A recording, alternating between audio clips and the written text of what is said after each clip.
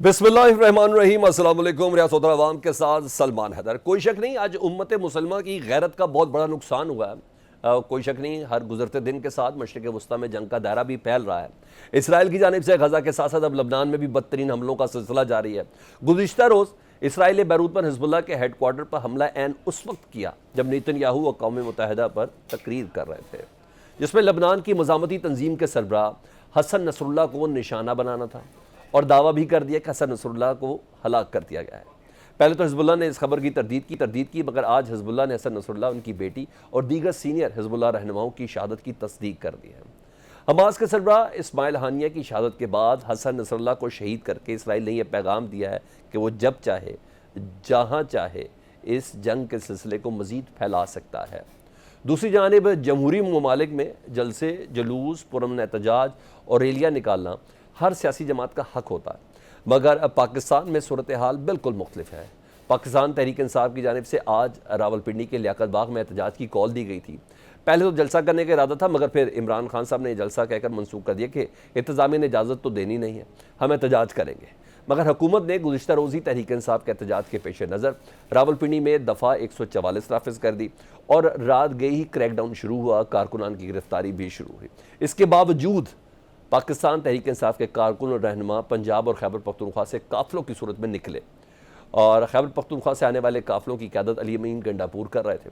मुख्तलिफ मकामात पर पुलिस और कारकुन आमने सामने भी आए। पुलिस की जानिब से शेलिंग भी की गई, रबड़ की गोलियां मारने से मुतल्लिक भी खबरें हैं। बैरिस्टर गौहर खान, सलमान अकरम राजा, सिमाबिया ताहिर की गिरफ्तारी और फिर रिहाई की मुतज़ाद खबरें भी आती रहीं, लेकिन इस बात में कोई शक नहीं है कि हुकूमत और पुलिस ने इस एहतजाज को रोकने के लिए जो इकदाम उठाए, इससे पाकिस्तान तहरीक इंसाफ का वो एहतजाज वाला मकसद पूरा हो गया। जिस तरीके से एक के बाद एक प्रेस कॉन्फ्रेंसेज आना शुरू हुई, तो कहीं ना कहीं इमरान खान साहब बहुत ही अक्लमंद लगे कि यार जलसे जुलूस में तो अच्छा खासा पैसा खर्च होता है। वो कहते हैं ना, हींग लगे ना फटकरी, रंग भी चोखा है। अगर किसी को इस मिसाल को समझना है ना, तो आज पाकिस्तान तहरीक इंसाफ का एहतजाज और हुकूमती मशीनरी के इस्तेमाल होने को देख ले, तो सर एक रुपया लगे बगैर एहतजाज आज हुकूमत खुद कामयाब करती हुई नज़र आ रही है, बाकायदा रजिस्टर्ड करवाती हुई नज़र आ रही है।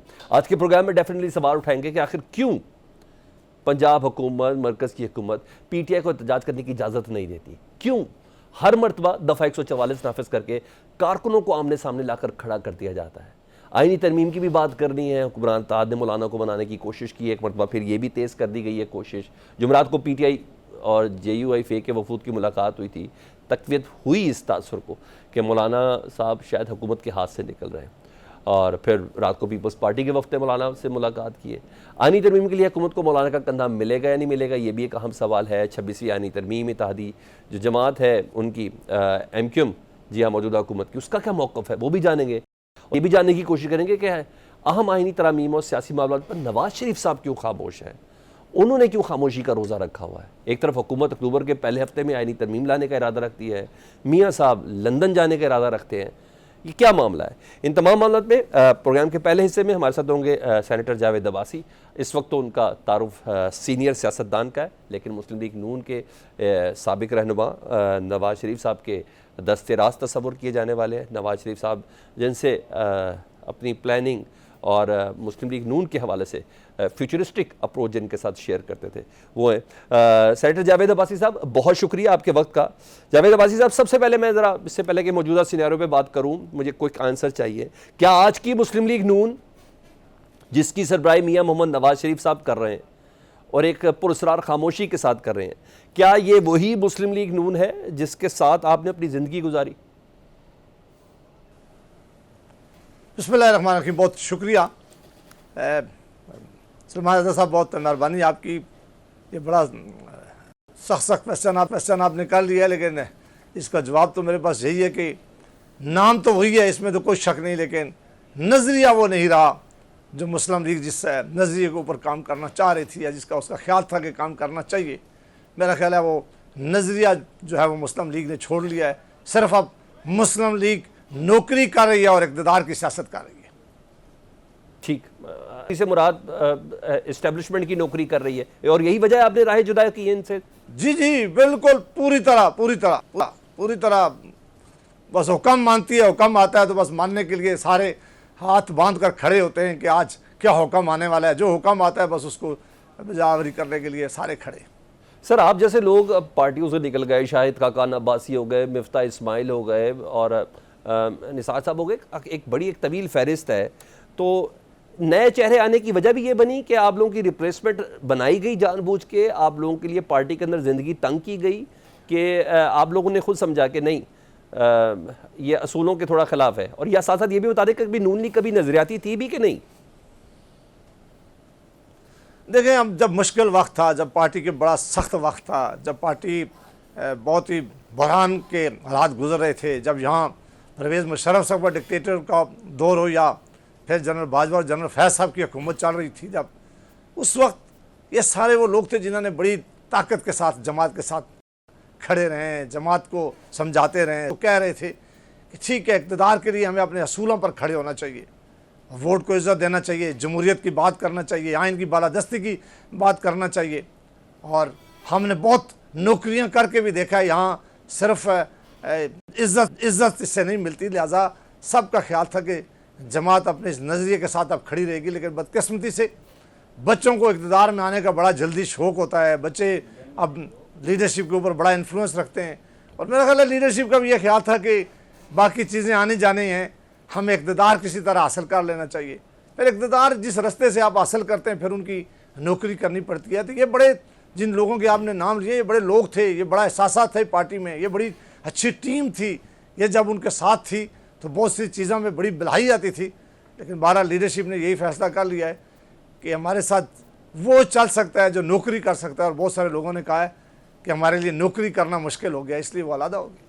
अच्छा जावेद अब्बासी साहब, आपने कई बार अपने जवाब में ना लफ्ज़ नौकरी नौकरी नौकरी इस्तेमाल किया। मौजूदा हालात हम देखें कि आइनी तरमीम जिसके मुसव्वदे जितने भी शेयर हुए, जिसके पॉइंट्स नाकाबिल तकलीद हैं, इसके अलावा हम देख रहे हैं सुप्रीम कोर्ट और हुकूमत आमने सामने एक महाजर आई है, इस्टेब्लिशमेंट और अदलिया आमने सामने है, और सियासी जमातों के हवाले से एक क्रैकडाउन हो रहा है। इस वक्त भी जब मैं आपके साथ बात कर रहा हूँ पिंडी इस्लामाबाद में हो रहा है, चाहे इसके कि उसको मेन स्ट्रीम मीडिया पे नहीं लेकिन सोशल मीडिया पे ज़रूर कवर भी किया जा रहा है। नवाज शरीफ साहब पुरस्कार तौर पर खामोश है। क्या समझते हैं, नवाज शरीफ साहब की बस हो गई है, गेम उनकी पुगी गई है, या इस खामोशी के पीछे भी कोई सब्र वाला अंसर है, वो उस वक्त बोलेंगे जब उनकी ज़रूरत होगी? मेरा ज़ाती तौर पर तो कोई रब्ता नहीं रहा है, मैं उनकी किसी मीटिंग से वाकिफ़ नहीं हूँ और मैं मिला नहीं हूँ, मुझे ये भी नहीं पता कि इस वक्त वो क्या सोच रहे हैं। लेकिन मेरा ख्याल है कि इस इलेक्शन में बहुत बड़ी जो नाकामी हुई है मुस्लिम लीग की और जो पार्टी की भी और लीडरशिप की, उससे मुझे लग रहा है कि मियाँ साहब को भी बड़ा दुख हुआ है, और वो भी मेरा ख्याल है कि दिल बर्दाश्ता हैं। मियाँ साहब को उस वक्त भी शायद अंदाज़ा हो जाना चाहिए था जब PDM की हुकूमत बनाई जा रही थी, जब कुछ लोगों के कहने पे कहा जा रहा था कि इमरान खान साहब के ख़िलाफ़ अदम एतमाद कर लें और अदम एतमाद करने की सूरत में आप हुकूमत ले लें। वही टर्निंग पॉइंट था जब जमात अपने नज़रिए से हटी और फिर पाकिस्तान के लोगों ने वो फैसला कबूल नहीं किया, और फिर आपने देखा कि बदतरीन शिकस्त जब इलेक्शन में हो, उसके बाद अगर आपको कोई फॉर्म 47 के जरिए जिता भी दे तो आपके पास वो मॉरल अथॉरिटी नहीं होती बैठ के काम करने की। तो मेरा ख्याल है ये वो सारी चीज़ें हैं जो उन्हें मजबूर कर दिया है कि वो इस बात पर सोच रहे होंगे कि हमसे गलतियां कहाँ हुई हैं। मगर सर ये लोग तो कह रहे हैं, मियां बरादरन तो ये कह रहे हैं, केला होता था उससे हमें नाकामी हुई है। जी जावेद साहब, सेंटर साहब, मियां बरादरन तो ये कहते हैं कि हमने तो रियासत के लिए अपनी सियासत को कुर्बान कर दिया, ये तारीख याद रखेगी हमारी इतनी बड़ी कुर्बानी। तो ये तो कुर्बानी दे रहे हैं अपने तई। नहीं, मेरा ख्याल है बिल्कुल ये एक वैसे ऐसा नर है जिसको कोई बाई करने के लिए तैयार नहीं। ये सारी सियासत है, ये सियासी नरे हैं। अगर आपको रियासत बचाना होती तो आप आइन के पाकिस्तान के साथ खड़े होते, आप उन लोगों के साथ खड़े ना होते जिनको आपने कहा कि 2018 के इलेक्शन में उन्होंने मैार आया है। आप उन लोगों के साथ ना खड़े होते जिन्होंने सारी लीडरशिप को जेल में डाला था। आप उन लोगों के साथ ना खड़े होते जिनका आप बकौल आपके और हम भी यही कहते रहे कि पनामा में उनका हाथ था और उन्होंने हमें सज़ा दिलवाई है। आप उन लोगों के साथ कहाँ खड़े हो सकते थे जो कहते थे कि जनाब इन जजेज़ और इमरान खान की क्या जरूरत है, यह सजा तो हमें कोई और दिला रहा है। ठीक है, उन लोगों के कहने पर फिर आपने अदम एतमाद कर लिया, उन लोगों के कहने पर आपने हुकूमत ले ली, उन लोगों के कहने पर आपने अगली अलाइनमेंट अपनी ठीक की है। तो रियासत बचाने वाली बातें सारी नरे की हाथ से ज़्यादा कुछ नहीं है। सिर्फ गेम इक़्तिदार हासिल करने की थी जिसमें वो शायद कामयाब हुए। ठीक है सेनेटर जावेद अब्बासी साहब, एक मुख्तसर एक ब्रेक लेनी है। ब्रेक के बाद हमारे साथ हसन मुर्तज़ा होंगे, जनरल सेक्रेटरी वस्ती पंजाब पीपल्स पार्टी से, अरशद वोरा साहब रहनुमा MQM, बड़ा उनका इस वक्त अमल दखल है स्पेशली आइनी तरमीम में, सिर्फ खामोशी से बात नहीं बनेगी ना, उनसे भी बहुत कुछ पूछना बाकी है। उमर डार रहनुमा तहरीक इंसाफ, और आज का शो जो इस वक्त रावलपिंडी में लगा हुआ पाकिस्तान तहरीक इंसाफ के हवाले से, इस ब्रेक के बाद। Welcome back. Senator Javed Abbasi साहब, मैं ज़रा मौजूदा सिनेरियो पे बात करूं तो हम मुसलसल देख रहे हैं कि पाकिस्तान तहरीक इंसाफ है तो एक सियासी जमात और इसको मुसलसल रोकने की कोशिश की जाती है, और आज भी वो एक जलसा था, उसको एहतजाज के अंदर तब्दील किया गया। फिर जिस तरीके से ये क्रैकडाउन इस वक्त मंजर कशी जो हो रही है, हमारे रिपोर्टर्स हमें बता रहे हैं, और इवन हमारे जो साफ़ी बरादरी है उनको भी गिरफ़्तार किया गया, उनको भी ज़ख्मी किया गया, ये सब कुछ है। आप समझते हैं कि मुस्लिम लीग नून के लिए बड़ी आइडियल सूरत हाल है इस सिचुएशन को इस तरीके से हैंडल करना, या PTI कामयाब हो रही है? मेरा नहीं ख्याल कि किसी सियासी जमात के लिए आइडियल सिचुएशन होती है कि वो एक सियासी जमात के कारकुनों को ताकत के साथ रोके और फिर टीवी में बैठ के क्लेम करे कि उनके तो कारकुन नहीं निकले, उनके पास तो लोग नहीं थे, उनके पास तो उनका जलसा बड़ा कामयाब हुआ है, उनकी तो जलसी थी। आप मेहरबानी करके या तो फिर हुकूमतों में इतनी जरूरत होनी चाहिए कि वो आज़ादी से तमाम सियासी जमातों को कहें कि आप मेहरबानी करके आप जलसे करें, आप जुलूस निकालें, ये आपका आईनी हक है। आप तोड़ फोड़ नहीं कर सकते, आप रियासत की किसी चीज़ का नुकसान नहीं कर सकते, लेकिन आप काम रास्ता नहीं रोकेंगे। ये सियासी वो अमल है जो आईन पाकिस्तान ने जिसकी गारंटी दी हुई है। लेकिन जब भी आप इजाज़त देते हैं, तरह तरह के कंटेनर लगा लेते हैं। आज पूरा पाकिस्तान और स्पेशल पिंडी रीजन के जो तमाम एरिया थे ब्लॉक किए हुए हैं, सुबह से इस्लामाबाद का एरिया आपने ब्लॉक किया हुआ है। ये सारे पाकिस्तान के लोगों को आप नुकसान दे रहे हैं, और उस जमात को तो बहुत बड़ा फ़ायदा हो गया है, उसका तो बहुत बड़ा सबसे ज़्यादा उसे फ़ायदा आपने दे दिया है, और वो तो अपने मकसद में पूरी तरह कामयाब हो गए कि उन्हें उनके वर्कर्स जितने भी निकले तादाद में, अब तादाद नहीं मैटर करती, मैटर ये करती है कि आपने पूरे पाकिस्तान को स्पेशली इस रीजन को सील किया हुआ है। ये हुकूमतें, ये मार्शल में भी हमने ऐसी हरकतें नहीं देखी, और ये हरकतें जब होती हैं तो हुकूमतें जाने वाली होती हैं, उनके लिए बड़ा थोड़ा टाइम रह जाता है जब वो इस तरह की पाबंदियाँ लगाती हैं। ये बड़ी अनफॉर्चुनेट है कि जमहूरी हुकूमतें जब अपोजिशन में होती हैं तो यही बात करती हैं, जब हुकूमत में आती हैं तो उनका रवैया मार्शल लॉ से भी ज़्यादा बुरा हो जाता है। मुस्लिम लीग की हुकूमत या उसके इत्तेहादी को ये बात सोचनी चाहिए, अगर हमने इस मुल्क में आइन की पासदारी करनी है, इस आइन को देखना है और इसी तरह हमने सियासत करनी है, तो ये रवैया बदलना होगा। ठीक है, ठीक है, मैं उनके इत्तेहादियों से ही बात करता हूँ। अरशद वोरा साहब, अभी PTI अरकान को जब पार्लियामेंट गिरफ्तार किया गया था तो MQM ने बड़ा रेजिस्ट किया था।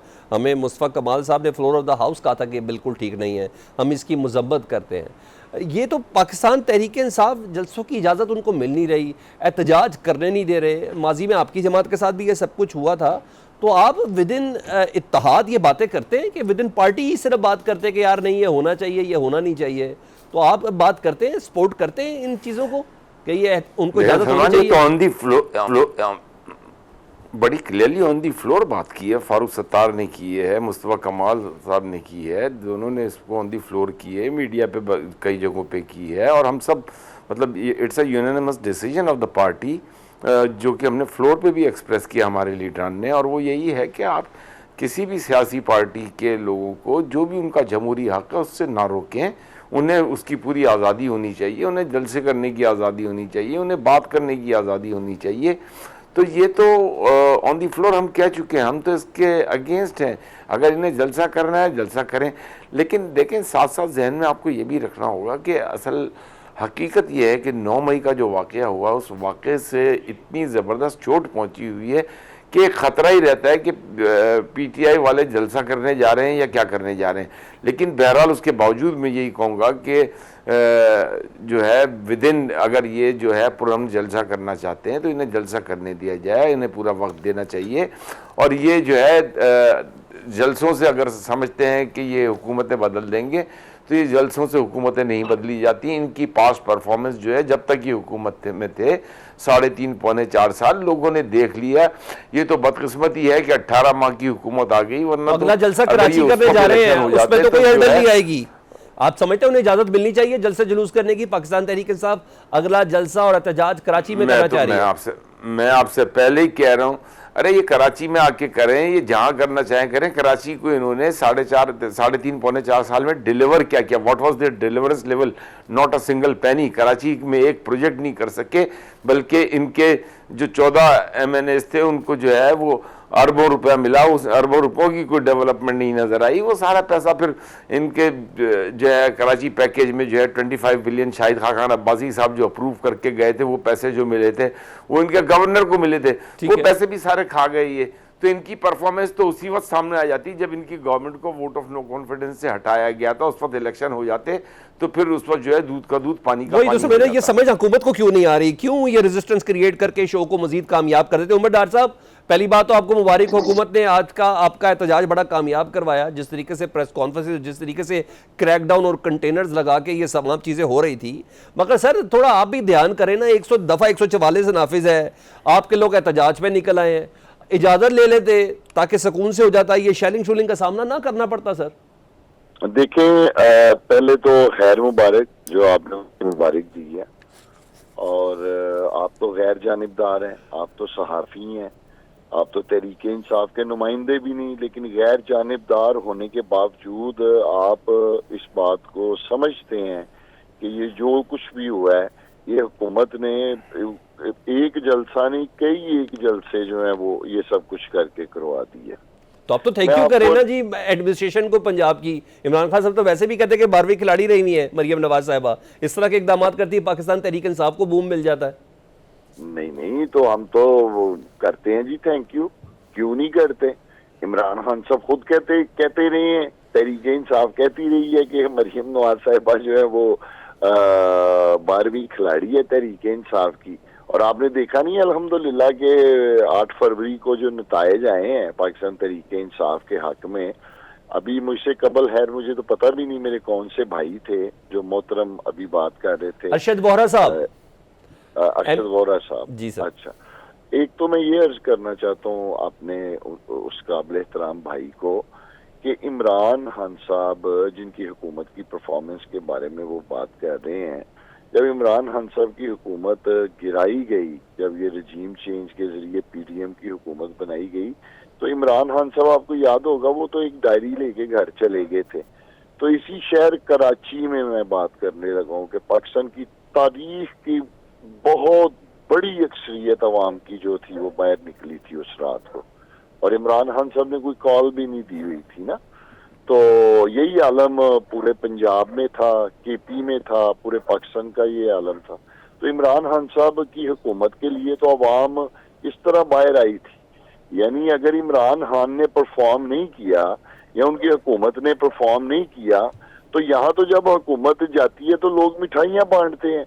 ये तारीख में पहली मर्तबा था कि इमरान खान साहब की जब हुकूमत गिराई जाती है तो पाकिस्तान में बिना कॉल के जो अवाम, एक तारीखी अवाम जो पाकिस्तान की है वो बाहर निकलती है। अच्छा उमर डार साहब, जो सीन इस वक्त जो कनेक्ट डॉट्स को जो जोड़े जा रहे हैं ना, वो ये जोड़े जा रहे हैं कि एक तो कोई शक नहीं इस्टेब्लिशमेंट का दारुल हुकूमत है जी रावलपिंडी, ये छोटी कॉल नहीं है, यहाँ जलसे को एहतजाज में क्यों तब्दील किया गया ऐसे मौके पर जब DG ISI की भी नई तैनाती हुई है, और ये तमाम चीज़ें अगर मिलाएं तो इमरान खान साहब की सरिश तो नहीं थी कि वो यूं जलसे मंसूख करके जलसों को एहतजाज में शामिल कर लें। ये कोई स्ट्रेटेजी तो है ना जिसकी बिना पर ये चल रहा है, क्यों कर रहे हैं साहब लोग? देखिए, मैं आपको एक तो ये अर्ज करूं, देखने सुनने में तो ये सियासी लोग ही लगते थे, लेकिन इतने गैर सियासी होंगे कि वो आपको नजर आ ही रहा है। देखिए, हमने पहले जो जलसा संजानी में रखा, लाहौर में रखा, इन्होंने मुकामात तब्दील किए, और फिर जो इन्होंने किया उसके बावजूद हमने गुरजेस्चर दिखाया। लेकिन ये एक हमारा आईनी हक है, जमहूरी हक है कि अगर हम कहीं जलसा करना चाहते हैं तो हुकूमत क्यों रोड़े अटकाती है, क्यों पाकिस्तान तहरीके इंसाफ को जलसा नहीं करने दे। मैं पूछ लेता हूँ ना, हुकूमती इत्तेहादी से पूछता हूँ ना सर, आपको बताऊं, हसन मुर्तजा साहब, मैं आ रहा हूँ आपके पास, उमर भाई दोबारा आ रहा हूँ ना। हसन मुर्तजा साहब, आप समझते हैं बहुत हो गया, PTI को एहतजाज नहीं करने देना चाहिए या उनको करने की इजाजत होनी चाहिए, ये बताएं। पंजाब हुकूमत बार बार दफा 144 सुनाई है। देखिए, मैं आपको एक बात बताऊँ, अनाउंस कर दे कि जब आप बात करते हैं, अभी मेरे भाई ने कहा कि कराची में भी लोग निकले थे, कराची की पॉपुलेशन का शायद इनको अंदाज़ा नहीं है, 3 करोड़ की पॉपुलेशन है, और उसमें अगर 10,000 लोग भी निकल आए ना तो वो 0.0001% आता है। तो ये अगर इसी को ये अपनी जो है ना पॉपुलरिटी कहते हैं तो हेड्स ऑफ टू देम। बाकी ठीक है। जहाँ तक ताल्लुक है, देखें मैं इस चीज़ के टोटली अगेंस्ट हूँ, हमारी पार्टी इस चीज़ के टोटली ठीक है। अगेंस्ट है। मैंने पहले भी कहा कि जो है बिल्कुल, चाहे वो कोई सी भी पॉलिटिकल पार्टी हो, उसको जो है पुरतशद्दुद नहीं, ठीक है। मतलब उन्हें जो है बिल्कुल इजाजत होनी चाहिए। हमें तो ऐसा लग रहा है कि जलसों की भी इजाजत होनी चाहिए, पुरतशद्दुद बयानात के जरिए हो रहे हैं। लेकिन अनफॉर्चुनेटली देखें, unfortunately it's not the only this government. अगर आप इसके पीछे भी चले जाएं तो ये चीज़ें कंटिन्यूएशन है।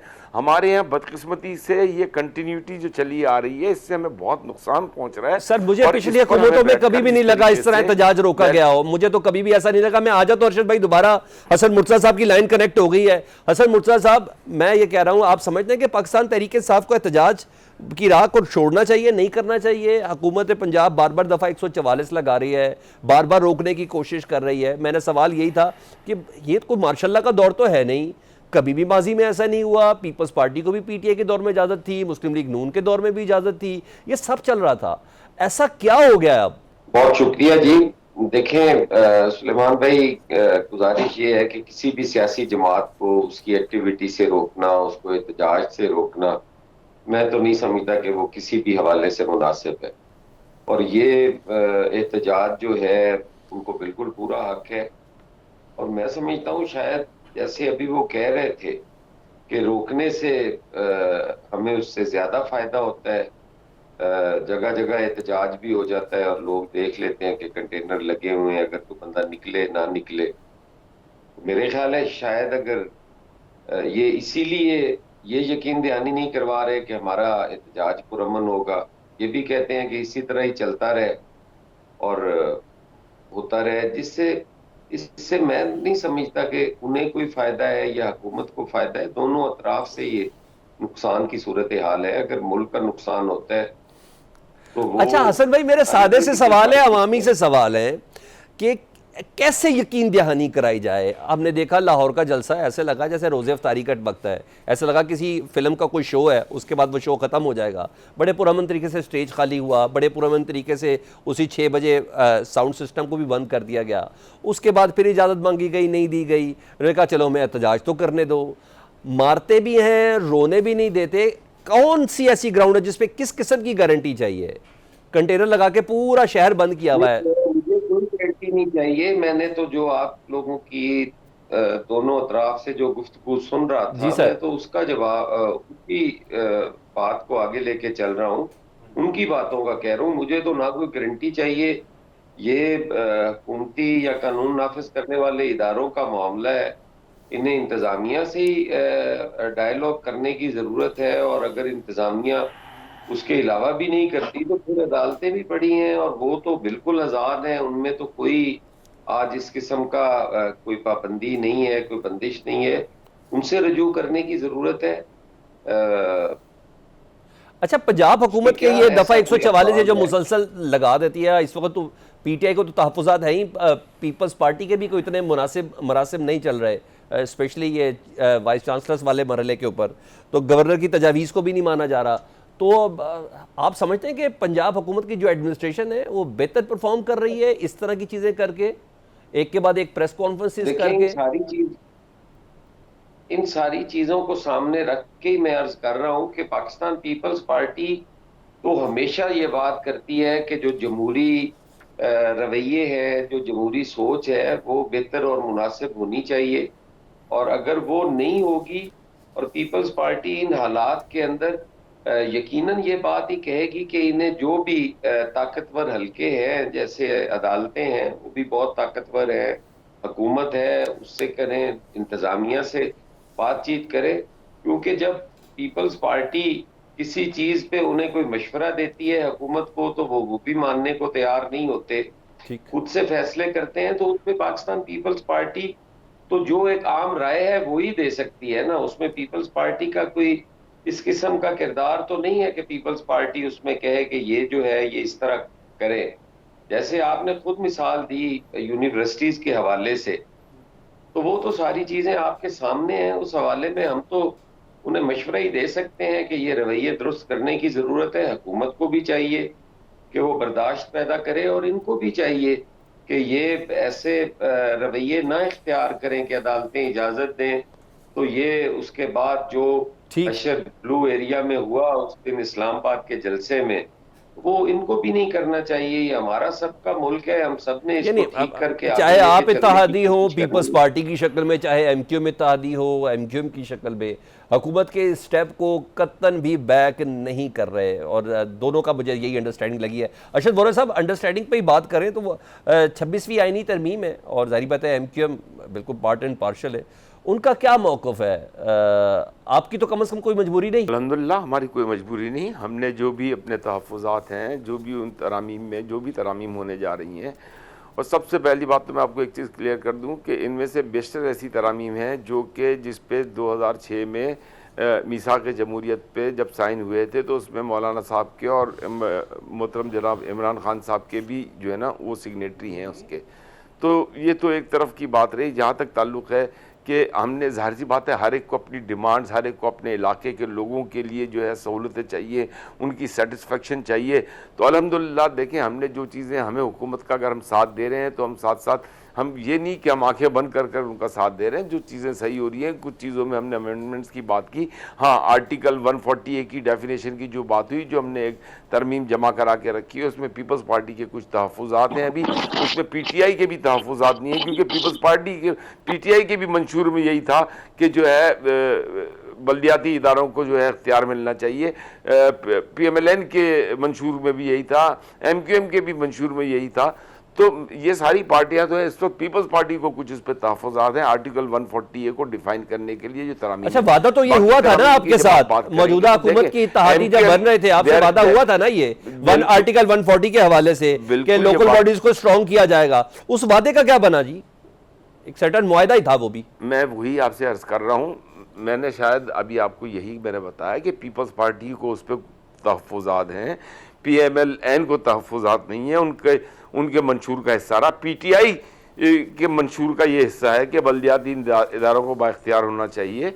तो ये तमाम चीज़ें जो हैं वो मुत्तहिदा कौमी मूवमेंट ने नज़र में रखी हैं। हाँ, बहुत सारी चीज़ें ऐसी होती हैं जहाँ पे हमें ये देखना होता है कि हमारी और भी, हमने अपनी आवाम को, जिन्होंने हमने अपने वोटों से मुंतखब किया है, we are answerable to that. आज अल्हम्दुलिल्लाह 30 साल से जो हैदराबाद के अवाम यूनिवर्सिटी का ख्वाब देख रहे थे, वो पाया तकमील को पहुँचा। यूनिवर्सिटी वहाँ पर तकरीबन मुकम्मल हो गई है।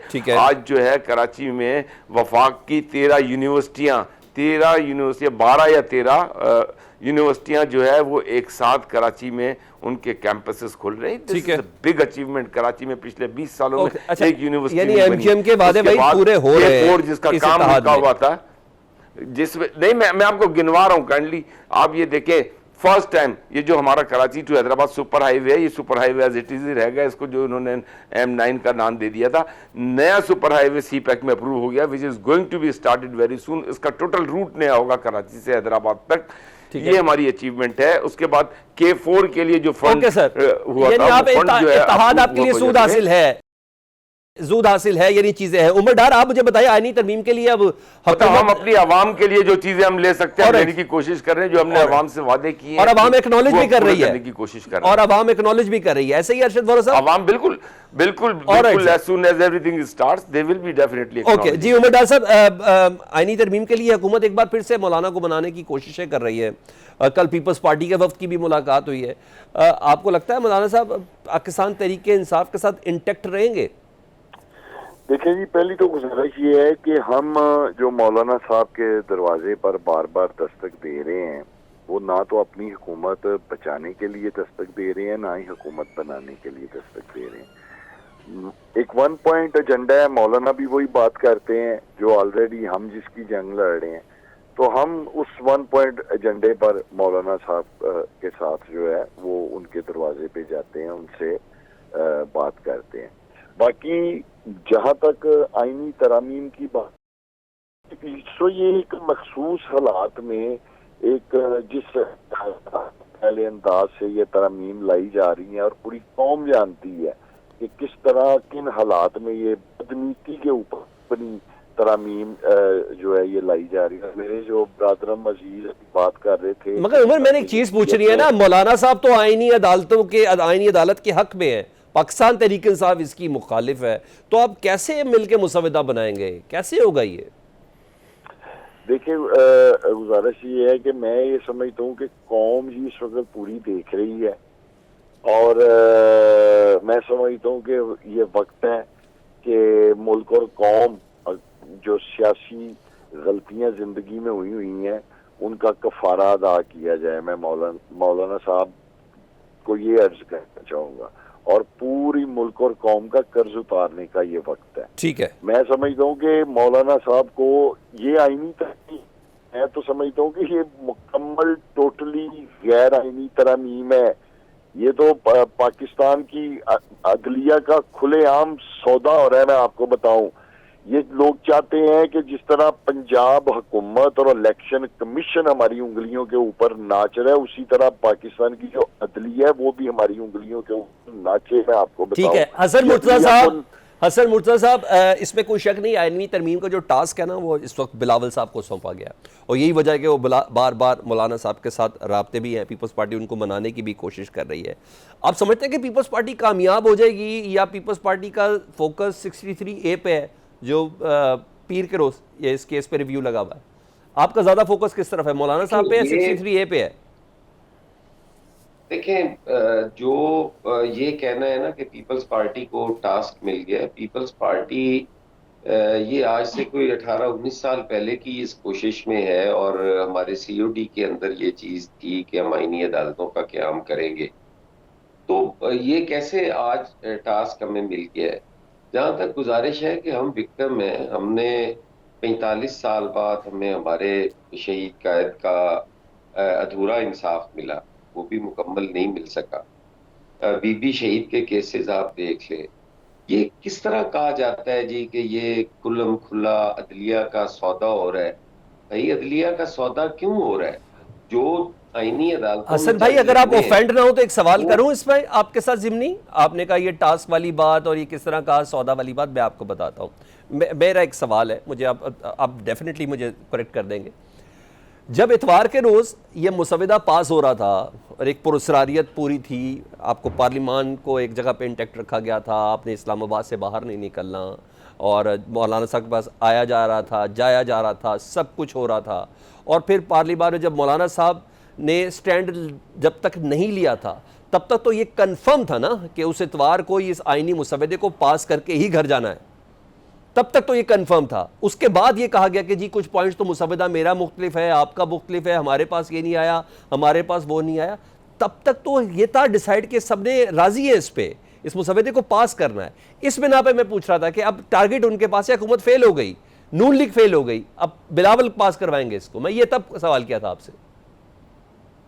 तो मैं आपसे यही गुजारिश कर रहा हूँ ना कि ये चीजें जो है पीपल्स पार्टी के लिए नई नहीं है। हमने ये पहले से हम कर रहे हैं, और हम अब भी कोशिश करेंगे कि वो हो। हम तो देखें, ये जब वो बंदयाल साहब जज थे, क्या उस टाइम सौदा नहीं हुआ था? टेलीफोन कॉल्स भी, रिकॉर्डिंग सामने आई, और वो सारी। फिर उससे पहले एक साकिब निसार साहब थे, वो उस वक्त सौदा नहीं हुआ था। क्या उनकी बॉडी लैंग्वेज होती थी? क्या उनके लफ्जों का चुनाव होता था? किस तरीके से वो सुबह बैठते थे और सब्जी के रेट फिक्स करने से और शाम तक वो सारा दिन क्या करते थे? वो सौदा नहीं था। ये कह देना कि ये चीज होने जा रही है, इस तरह नहीं है। पीपल्स पार्टी अगर इन चीजों पे यकीन रखती होती तो उस वक्त क्या टाइम था जब प्रेसिडेंट ऑफ पाकिस्तान के पास 58 2B भी था, और बाकी भी सारी पावर्स जो थी वो प्रेसिडेंट ऑफ पाकिस्तान के पास थी, और आसिफ अली जरदारी प्रेसिडेंट थे, और उन्होंने अपनी वो सारी पावर्स जो है 18th अमेंडमेंट के जरिए पार्लियामान को दे दी। उस वक्त हमारे पास नहीं था, ठीक है, तो हमने अपने वो चीजें डिवॉल्व की। देखिए, ये कह देना बड़ा आसान है। हमने लाशें उठाई हैं, हमने फांसियां बर्दाश्त की हैं, हमने कोड़े खाए हैं, हमने किले और जेलें काटी हैं, लेकिन हमने इस मुल्क के इदारों को तबाह नहीं किया। हमने अवाम को इदारों के खिलाफ बात करने की लिए नहीं कहा कि आप इदारों को तनकीद। हाँ, हमें जिस फर्द वाहिद से इख्तलाफ होता था, हम जनरल ज़िया-उल-हक के खिलाफ खुल्लम खुल्ला कहते थे, ठीक है, हम अयूब को खुल्लम खुल्ला कहते थे, ठीक है, हम याहिया को कहते थे, परवेज मुशर्रफ सर हसन भाई, तभी तो इस बात की भी हैरानगी होती है ना कि इतना सब कुछ ज़िंदगी भर पीपल्स पार्टी ने खुल्लम खुल्ला कहा है, तो इस बारी अपनी ओपोनेंट जमातों को एहतजाज वगैरह के लिए उस तरह खुल्लम खुल्ला स्पेस क्यों नहीं दी जा रही, इतनी वोकल क्यों नहीं है। हसन मुर्तज़ा साहब आपका बहुत ज़्यादा शुक्रिया, अरशद बोरा साहब आपका बहुत शुक्रिया, उमर डार हमारे साथ थे, आप सबका बहुत शुक्रिया। एक प्रोग्राम से इजाज़त दीजिए, अल्लाह हाफ़िज़।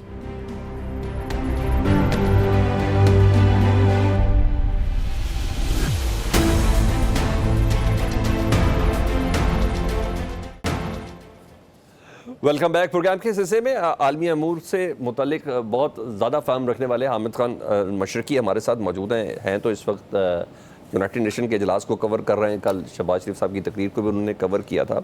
उनसे पूछते हैं जो ये इतनी बड़ी पेशरफ्त हुई। हामिद भाई बहुत शुक्रिया आपके वक्त का।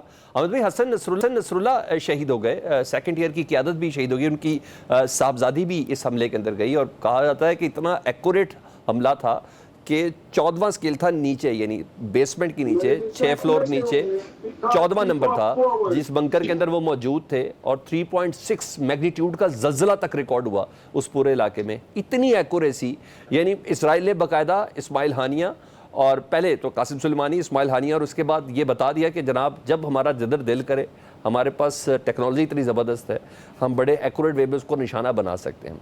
लेकिन कोई शक नहीं, एक बहुत बड़ा नुकसान है। मैं तो इसको कहता हूँ कि मुसलमानों की गैरत का जिस बंदे ने बोझ उठाया हुआ था ना, हसन नसरुल्लाह उन चंद अफराद में से एक है। अब क्या लगता है कि ये जंग मज़ीद एस्केलेट होगी? क्योंकि मेरे पास 2-3 चीज़ें जो मैं आपको सपोर्ट करता हूँ। कहा जा रहा है कि खामनाई साहब ने, जो रूहानी पेशवा ईरान के, उन्होंने यूनिफॉर्म पहन ली, और मुख्तदल सदर जो हैं इराक़ के, जिन्होंने अमेरिका को डिफीट किया था इराक़ में, उनका ये मानना है कि हमने बदला लेना ही लेना है। यमन से 4 रॉकेट दागे गए, और 4 अमेरिकी फ़ौजी जहाज़ों के ऊपर, जो बहरी जहाज़ से जो कुमक लेके जा रहे थे इसराइल के लिए। तो आपको लगता है ये चीज़ एस्केलेट होगी कि कम होगी? देखिए सलमान, ये बड़ा अफसोसनाक हुआ है जो हुआ है लबनान में, और सबसे बड़ी बात ये है कि पूरी मुस्लिम उम्मा को एक तरह से उनके मुंह पर तमाचा है। साथ ही मैं ये कहता हूँ कि ये यूनाइटेड नेशंस जो है, जो अक़वाम मुत्तहिदा है, ये उसके मुंह पर भी तमाचा है कि एक तरफ तो वो वहाँ पर जो है वो आलमी कवानीन की पासदारी की बात होती है, एक तरफ तो बात होती है कि जी जेनेवा कन्वेंशन क्या कहता है, international criminal court of justice क्या कहता है, दूसरी तरफ जो हैं वो इसराइल के वज़ीर आज़म जो हैं वो अक़वाम मुत्तहिदा में और नारे मारते हैं, कुछ और बात करते हैं, और साथ धड़ल्ले से कहते हैं कि वो ये जंग जारी रखेंगे। अब मेरा ख्याल ये है कि ये जंग हर सूरत में फैलने का खदशा है, और ये जंग बहुत बड़ी जंग में बदल सकती है। देखना होगा कि इसमें चाइना और रूस का क्या रद्द-ए-अमल आता है। मुसलमान ममालिक के हवाले से मैं ये समझता हूँ कि सबसे बड़ी अहम बात यह है कि अब मुसलमान ममालिक को हर हालत में मिलकर कोई लाइहा अमल अपनाना होगा। अगर मिलकर लाइहा अमल नहीं अपनाएंगे तो एक एक करते पत्तों की तरह शिराजा बिखरता जाएगा, और ये सब जो है वो इस तबाही से दो चार होंगे। अब ये तुर्की, ईरान, पाकिस्तान, सऊदी अरेबिया और तमाम ममालिक के लिए लाजमी है कि वो सोच कर कोई लाइहा अमल बनाएं और कोई मुकम्मल फैसला करें कि किस तरह इस सारी जारहियत के खिलाफ जो है वो लड़ना है।